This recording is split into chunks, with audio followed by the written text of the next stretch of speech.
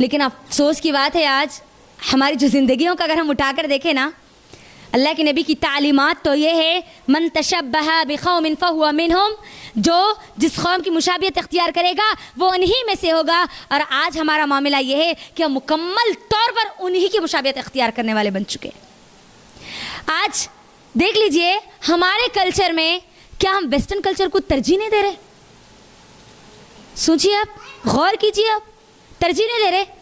Islamic culture को आज कौन फॉलो करना चाहते हैं? फॉलो करने वाले बाजी बन जाते, आलिमा बन जाते, मदरसे के टीचर बन जाते, अरबी पढ़ाने वाले उस्तादिमा बन जाते, इतेच नहीं तो आलिम दाढ़ी वाले टोपी वाले मौलवी साहब।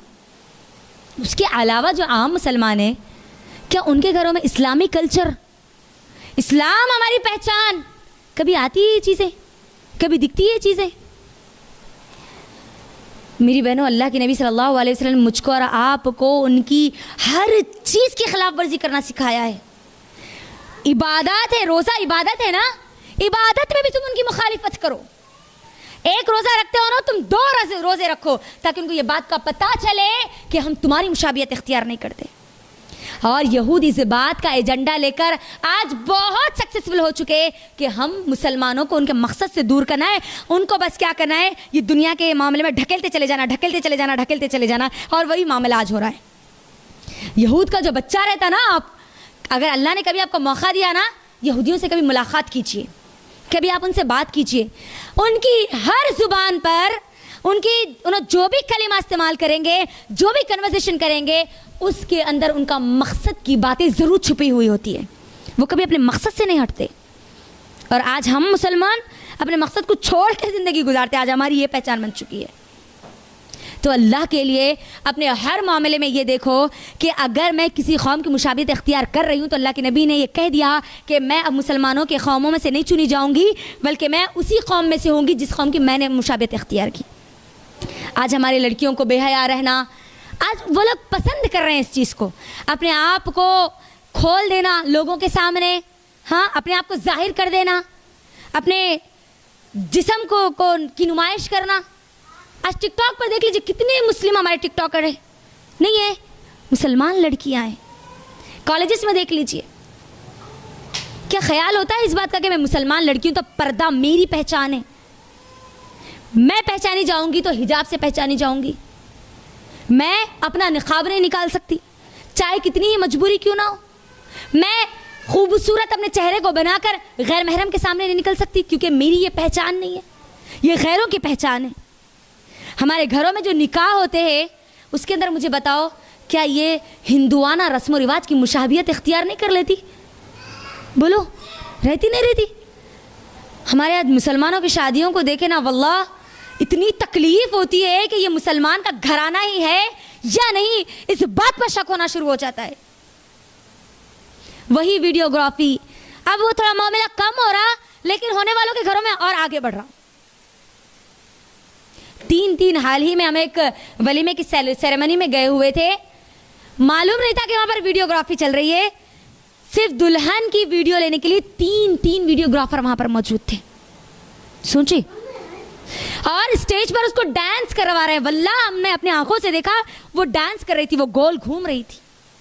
किसकी शादी? मुसलमान की शादी। क्या ऐसे मुसलमानों पर कल क़यामत के दिन गर्व होगा? क्या ऐसे मुसलमानों को कल क़यामत के दिन अल्लाह रब्बुल आलमीन अपने चेहरे का दीदार करवाएंगे? सोचो, अल्लाह के नबी सल्लल्लाहु अलैहि वसल्लम ऐसे किरदार के लोगों को देखकर खुश होंगे? क्या जामे कौसर अपने हाथ से पिलाएंगे? सोचो, कोई आइडेंटिफिकेशन नहीं, कोई हमारी कोई शनाख्ती नहीं है। आप मुसलमान हैं, आपकी एक आइडेंटिफिकेशन है, आपकी एक पहचान है। अल्लाह के नबी सल्लल्लाहु अलैहि वसल्लम ने वही पहचान देने के लिए कहा कि तुम किसी की मुशाबियत इख्तियार मत करना। हाँ, तुम्हारी कोई और मुशाबियत इख्तियार कर सकते, उसके अंदर मुशाबियत इख्तियार करने वाले के लिए भलाई है, लेकिन तुम किसी और की मुशाबियत इख्तियार करोगी तो उसमें तुम्हारा बहुत बड़ा नुकसान है, बहुत बड़ा नुकसान है। दुनिया में तो है ही, आखिरत में बहुत बड़ा है। तुम मुसलमानों की लिस्ट में नहीं होंगे। सोचो थोड़ी देर के लिए, दुनिया में मैं अपने आप को मुसलमान कहने वाली, कल क़यामत के दिन मैं गैर कौमों में से अगर चुनी जाऊं, तो सोचो उस दिन हमारी कितनी बदनसीबी होगी, है ना? क़यामत के दिन तो आने वाला है। एक मुसलमान का यकीन है एक मुसलमान उस वक्त तक मुसलमान हो ही नहीं सकता जब तक कि वो आखिरत के दिन पर ईमान ना लाए। सोचो, मैं भी होंगी, आप भी होंगे, अपना अपना खुद का मामला होगा, मी माई सेल्फ का मामला होगा। वहां पर दुनिया में हम मी माई सेल्फ का मामला देख रहे हैं ना, वहां पर असल मी माई सेल्फ का मामला होने वाला है। कोई नहीं हमारे साथ, कोई हमारे हमदर्द नहीं होंगे वहां पर। तो क्या मैं यही आइडेंटिफिकेशन लेके जाऊंगी अल्लाह के सामने? क्या यही मामलात, यही चीजें, यही अमाल क्या मेरे दाएं हाथ में देने के काबिल बनेंगे? क्या उन खुशनसीब लोगों की लिस्ट में फिर मेरा नाम भी आएगा इस तरीके से जिंदगी गुजारने के बाद? अल्लाह मौके पे मौका दे रहा है, लेकिन फिर भी हम अपने आप को सुधारने के लिए तैयार ही नहीं है। मुसलमान कौम तो एक इनकलाबी कौम थी, वलवले वाली कौम थी, जोश वाली कौम थी, वो कौम थी जिसको देखकर कौमें बदल जाया करती थी। आज हमारा हाल ये बन चुका कि हम कौम को दूसरे कौमों को देख के बदल रहे हैं। वजह क्या है मालूम है? इसको छोड़ देना, इससे दूर हो जाना। क्या किया हमने? अल्लाह ने हुर्मत का महीना जो बयान किया कुरान में ही कहा ना, अल्लाह के रज़ी के महीनों की गिनती 12 है। ये हुर्मत वाले 4 महीने कैसे मालूम हुआ? कुरान से मालूम हुआ ना। कुरान ही नहीं पढ़ेंगे, कुरान को रमज़ान ख़त्म, रमज़ान आया, कुरान का महीना आया, उसके बाद हमारी ज़िंदगी में कुरान ही कहाँ रहता? मेरी बहनों, अल्लाह के लिए, अल्लाह के लिए, अल्लाह का वास्ता, हज़ारों बार अल्लाह का वास्ता देकर कहती हूँ, अपनी ज़िंदगियों को हर रोज़ 1 घंटे के लिए कम से कम कुरान से जोड़ दो। 1 घंटा मेरे आखिरत का वो हमेशा हमेशा के जो दिन है ना, आखिरत का दिन, उस दिन को मेरे लिए सुकून का दिन करने वाला हो सकता है। ये दुनिया में दिया गया 1 घंटा, खाली हर रोज़ दिया गया सिर्फ 1 घंटा। चाहे मैं कितनी मसरूफ़ क्यों ना हो, मेरे कितने ही काम क्यों ना हो, मेरी जॉब क्यों ना हो, मेरे बच्चे क्यों ना हो, मेरे घर का शेड्यूल कितना ही बिजी क्यों ना हो, मैं उनमें प्रायोरिटी दूंगी 1 घंटा अल्लाह के लिए होगा बस। मैं वल्लाह अल्लाह की कसम खाकर कहूँगी कि 1 साल में हमारी पूरी ज़िंदगियाँ बदल जाएगी, 1 महीने में हमारी ज़िंदगियाँ बदल जाएंगी।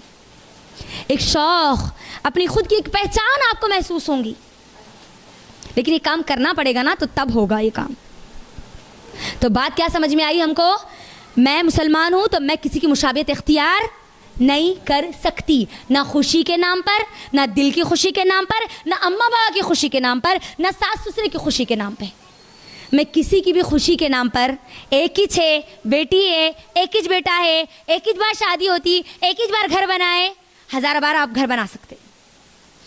एक ही बार शादी होती, अगर उन्हें बेवा होगी तो दूसरी बार भी फिर उसको शादी करना पड़ता। अल्लाह ताला जैसे चाहे, जिसको चाहे वैसे बना सकता है।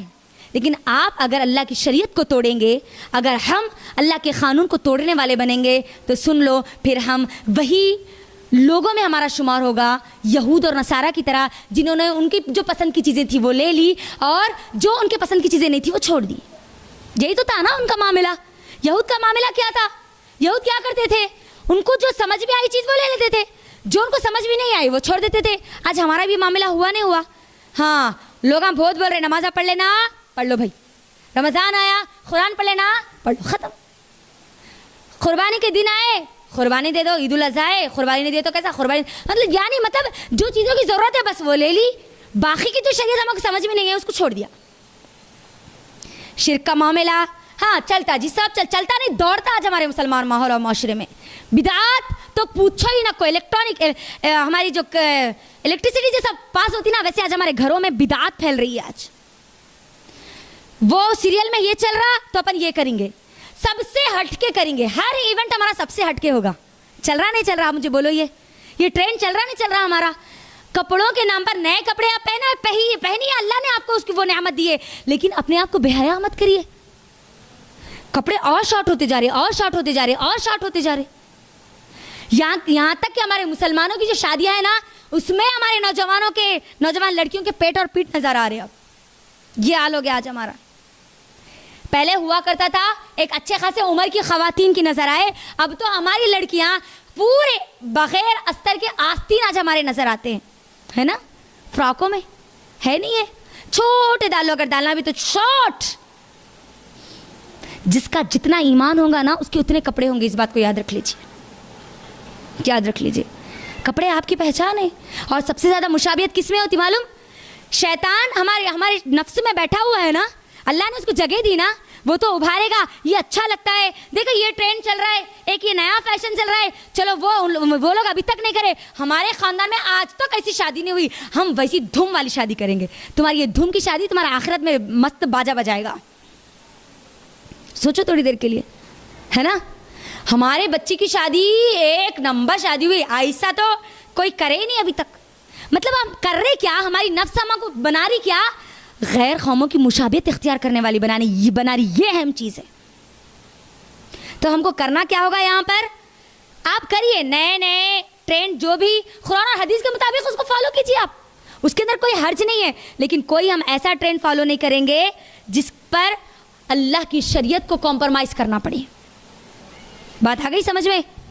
हाँ, अच्छा लिबास पहना है पहनिए, न्यू फैशन का पहना है पहनिए, लेकिन उस पर अल्लाह की शरीयत कॉम्प्रोमाइज़ नहीं होगी। अल्लाह ने हमको पर्दे का हुक्म दिया, हाँ वो कॉम्प्रोमाइज़ नहीं होगा। हाँ, लॉन्ग फ्रॉक पहनेंगे, जो पहनना अच्छे से पहनेंगे, पर्दे के साथ, हमारे जिस्म की नुमाइश करते हुए नहीं।